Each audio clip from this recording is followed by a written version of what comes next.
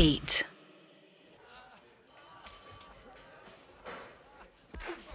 Inspector साहब कहाँ मिलेंगे? अभी नहीं मिलेंगे, वो कोने में नीचे बैठ जाओ। अरे किसको कोने में बैठा रहे हो हवलदार मिश्रा जी? सलाम साहब। आप इंस्पेक्टर हैं? जी चाची बोलिए। नए वाले इंस्पेक्टर साहब आए हैं, सलाम ठको। सलाम साहब, हमें रपट लिखवानी है। हाँ बोलिए, किसके खिलाफ लिखवानी है? हमार बेटी के बलात्कारी का, जो कानून के नजर में मर चुका है। मालती की इस बात से इंस्पेक्टर दंग रह जाता है। मरे हुए आदमी के खिलाफ कंप्लेंट कैसे कोई लिख सकता है? पर जब मालती से पूरी कहानी इंस्पेक्टर को पता चली तो उसे विश्वास नहीं हुआ कि क्या सच है और क्या झूठ। बुरा मत मानना चाची, पर तुम जिस तरह से बोल रही हो, एक कान से लगता है कि बौखला गई हो, पर दूसरे कान से लगता है कि कुछ तो बात है। हो सकता है कि तुम्हारी बेटी को भरम हुआ हो कि वो टीचर जिंदा है, लेकिन तुम्हारी सहेली को जिस तरह से किसी ने मारा वो भी समझ नहीं आ रहा है। मिश्रा जी। जी साहब। ये निर्मला देवी के पति ने रिपोर्ट लिखवाई थी क्या? जी साहब। क्या पता चला उसके बारे में? कौन था वो खूनी? वो उसके पति का कोई दुश्मन था। किसी ने उसके पति से उधारी ली थी, पति ने उधारी वापस मांगी और धमकी दे दी। उस धमकी के बदले उसने उसकी बीवी का ही कत्ल कर दिया। तो खूनी पकड़ा गया? नहीं साहब, फरार है। और किसी को कोई फर्क नहीं पड़ रहा है यहाँ, है ना? वांटेड लिस्ट में डाले हुए हैं साहब। लिस्ट ही बनती रहेगी लगता है। चाची, तुम्हारी किस्मत अच्छी है कि मैं आ गया हूँ। अब मैं खुद तुम्हारा ये केस हैंडल करूँगा। तहकीकात की शुरुआत करेंगे हम नीरज मोदी के घर से। उसके परिवार को जवाब देना होगा। मालती को इस नए जवान इंस्पेक्टर से एक उम्मीद की किरण दिखी। वो इंस्पेक्टर और हवलदार के साथ उसके जीप में चल दी।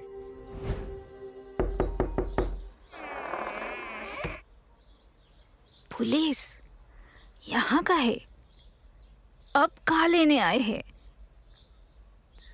आपके पति नीरज मोदी के पिता कहाँ है? वो उनसे मिलना है हमें। वो तो गायब है। गायब है मतलब? बिटवा के मरने के बाद पगला गए और न जाने हमका छोड़कर कहाँ चले गए। नीरज की माँ रोते रोते दरवाजा बंद कर देती है। इंस्पेक्टर को समझ नहीं आता है कि वो क्या बोले, पर मालती को अब यकीन होता जा रहा है कि कुछ गलत ही है। हमने कहा था साहब, कच्छू गड़बड़ है। बाप उसका गायब नहीं हुआ है, भाग गया है। चलो वापस थाने।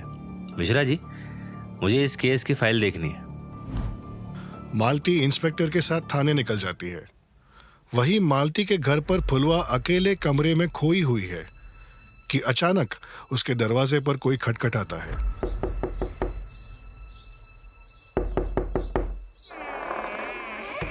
आप कौन है? एक अनजान बूढ़ा आदमी मुस्कुराते हुए उसके सामने खड़ा है। फुलवा को याद ही नहीं है कि इस आदमी को कहाँ देखा है, लेकिन फिर भी जाना पहचाना सा लग रहा है। बिटिया, हम गोविंद हैं, यहीं पास के गांव से आए हैं। तुम उस सरकारी स्कूल में जाती थी ना? बापूजी खेत गए हैं और अम्मा बाहर गई हैं। कोई बात नहीं, हम तुमसे ही मिलने आए हैं। हम किसी से नहीं मिलते। फुलवा उस अनजान आदमी के मुंह पर दरवाजा बंद ही कर रही होती है कि उसने कुछ ऐसी बात कह दी होती है कि फुलवा अपने आप को रोक नहीं पाती और दरवाजा वापस खोल देती है। हम नीरज मोदी के खिलाफ बोलने आए हैं। तुम्हारे लिए बहुत खराब लगा हमें फुलवा। हमें 2 मिनट बात करना है तुमसे। फुलवा उस अनजान आदमी को देखते ही रह जाती है, जिसके चेहरे पर एक अजीब सी मुस्कुराहट है।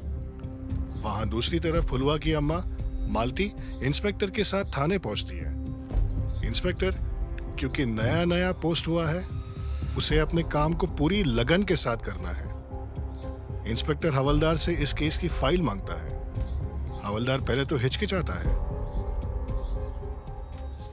साहब, केस तो क्लोज हो गया है। आप इस काहे खोल के अपने समय बर्बाद कर रहे हैं? जितना बोल रहे हैं ना उतना ही करो। इंस्पेक्टर इस केस की फाइल्स को छांटने लगा है। मालती इस नौजवान को देख के दंग रह जाती है जिस तेजी से फाइल्स पढ़ रहा है। आखिर इंस्पेक्टर को मिल गया जो उसे चाहिए था, नीरज मोदी का डेथ सर्टिफिकेट, जिस पर साफ साफ लिखा है कि नीरज मोदी की मौत 21 नवंबर को ठीक 6 बजे दिल का दौरा पड़ने पर हुई है। उसके साथ अंतिम संस्कार के कुछ फोटो हैं और गवाह के तौर पे 5 लोगों के सिग्नेचर्स। पर इसमें एक चीज नहीं है, अस्पताल की पर्ची। हैरानी की बात है, फाइल में अस्पताल की पर्ची नहीं है, बस डेथ सर्टिफिकेट है। और ये फोटो क्यों है? शमशान घाट पे कोई फोटो क्यों खिंचवाएगा? अच्छा चाची, ये फोटो देखो जरा, यही आपकी बेटी का बलात्कारी? मालती फोटोज को देखकर दंग रह जाती है।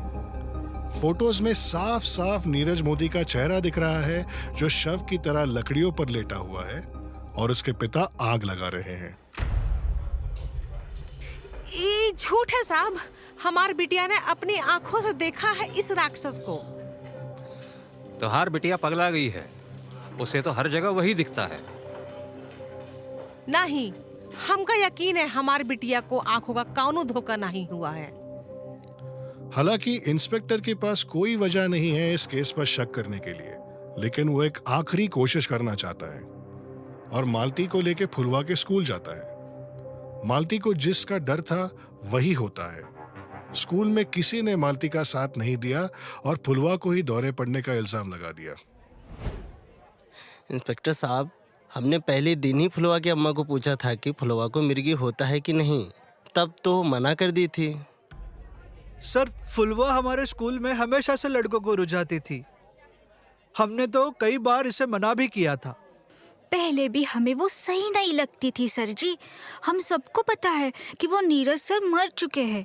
हम सब लड़कियों को डराना चाहती है फुलवा। हम 6ठी कक्षा में पढ़ाते हैं साहब। फुलवा कोने में पड़ी रहती थी, पढ़ाई में कोई मन नहीं लग रहा था उसका, बस आंखें खिड़की पर जमाई रहती थी। उस दिन हम ही पढ़ा रहे थे, एकदम से खड़ी हुई और बाहर भाग गई। हमें खुद समझ नहीं आया कि क्या हो गया लड़की को। बेचारे छोटे बच्चे भी परेशान हो गए। तुम बताओ, यहाँ स्कूल के कर्मचारी हो ना, तुमने देखा है नीरज मोदी को कहीं? साहब, भूत प्रेत में विश्वास नहीं रखते हैं हम, सब झोल है हमका लगता है। प्रिंसिपल हो या बच्चे, सबका एक ही बयान था कि किसी ने भी नीरज मोदी को स्कूल के आसपास नहीं देखा था। इंस्पेक्टर साहब, हमका विश्वास करिए, हमारी बिटिया झूठ ना ही बोल रही है। आप गौरी से पूछिए, वो उसकी पक्की सहेली थी, वही है जो फुलवा को समझती थी। बोलो गौरी, तुम्हें क्या पता है फुलवा के बारे में और उस नीरज मोदी के बारे में? वो फुलवा शुरू से ही डरी हुई थी। उसकी मानसिक हालत ठीक नहीं लग रही थी। हो सकता है उसका भ्रम हो। इंस्पेक्टर को भी यही लगने लगता है कि शायद ये माँ बेटी का सिर्फ एक वहम है। चाची, सबने एक ही बात कही है, किसी ने भी नीरज मोदी को स्कूल के आसपास नहीं देखा है। ऐसा कैसे हो सकता है कि सिर्फ फुलवा को ही दिखा? मुझे तो लगता है कि तुम्हें पहले फुलवा का इलाज करवाना चाहिए। साहब, एक माँ को अपनी बेटी की जबान समझ आती है।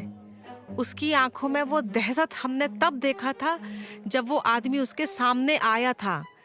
हमार और हमारी बेटी की नजर धोखा नहीं खाई है। कोई सबूत नहीं मिल रहा है चाची, मैं अब कुछ नहीं कर सकता हूँ। हताश होकर मालती अपने घर के लिए निकलती है।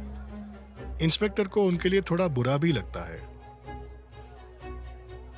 हमने तो पहले ही कहा था साहब, ये केस क्लोज है, इसकी फाइल बंद ही रहने दीजिए। फाइल बंद तो कर देंगे, लेकिन एक माँ की आंखों में सवाल कैसे बंद करोगे मिश्रा जी? शाम होते होते घर के बाहर एक अजीब सा सन्नाटा हो जाता है।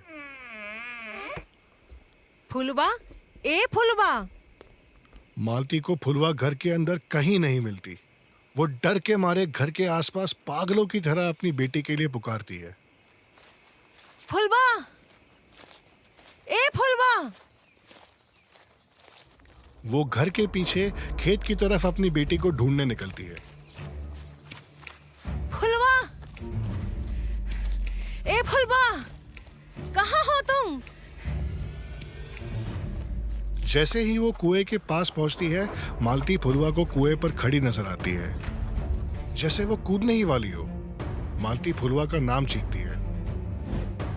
ए फुलवा, क्या करने जा रही है? चल नीचे उतर। पर फुलवा कुएं की गहराई में ऐसे देख रही है जैसे उसकी कान तक उसकी माँ की आवाज पहुंच ही नहीं रही। मालती फुलवा की तरफ कदम ही बढ़ाने वाली होती है कि एक अनजान आदमी फुलवा को धक्का मार देता है और फुलवा कुएं में गिर जाती है। फुलवा! वो आदमी मालती की चीख से वहां से भागने लगता है और इंस्पेक्टर पीछे से आके उसे पकड़ लेता है और तुरंत हथकड़ी पहना देता है और उसके पैर रस्सी से बांध देता है। मालती फुलवा का नाम चीख रही होती है पर कुएं में से कोई आवाज नहीं आती। इंस्पेक्टर बड़ी बहादुरी से उस कुएं में कुएं की रस्सी पकड़ते हुए नीचे जाता है और फुलवा को डूबने से बचा लेता है। मालती मदद की पुकार में आसपास के घर तक अपनी चीख पहुंचा देती है और किस्मत से 3 आदमी वहां पहुंच जाते हैं और रस्सी खींचते हुए इंस्पेक्टर और फुलवा को कुएं से निकालने में मदद करते हैं। इंस्पेक्टर जब उस अनजान आदमी का चेहरा देखता है तो वो दंग हो जाता है। आखिर कौन है यह आदमी जिसने फुलवा को कुएं में धक्का मारा?